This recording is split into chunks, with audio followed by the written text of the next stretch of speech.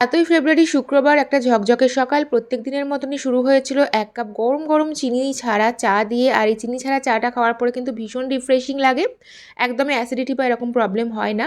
তারপর এখানে dry fruits ভেজানো ছিল, সেগুলো খেয়ে নিয়েছিলাম। তোজোকে স্কুলে পৌঁছে দিয়ে আসার পরে চিয়া সিডের জল ছিল, তার সাথে আর একটু গরম জল আর অ্যাপেল সাইডার ভিনিগার মিশিয়ে খেয়ে নিয়েছি। আর তার ১৫ মিনিট পরে ব্রেকফাস্ট করেছিলাম। ব্রেকফাস্টে আজকে ছিল স্প্রাউট নিয়েছিলাম, সেটাকে নুন দিয়ে আর লেবু দিয়ে একটুখানি মেখে নিয়েছিলাম।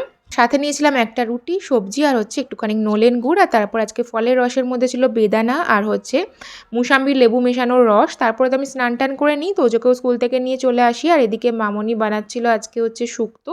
শুক্তোতে সমস্ত রকমের সবজি দেওয়া হয়েছিল, একদম অল্প তেল মশলা দিয়ে। ভাতের সাথে অনেক রকম সবজি, ডাল বা টক দই, মাছ মাংস যেটা থাকে সেটাই বেশি করে খাই।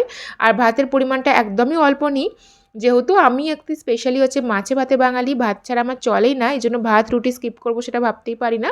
তবে পরিমাণটা অল্প নেওয়ার চেষ্টা করি।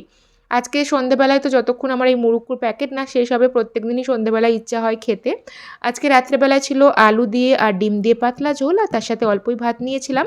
রাত্রেও আমি ভাত খাই, রুটি ওই জলখাবারেই ঠিকঠাক লাগে, রাত্রেবেলায় আমি রুটি একদমই কোনোদিনই খেতে পারি না। তো এই ছিল আজকে আমার সারাদিনের খাওয়া দাওয়ার রুটিন।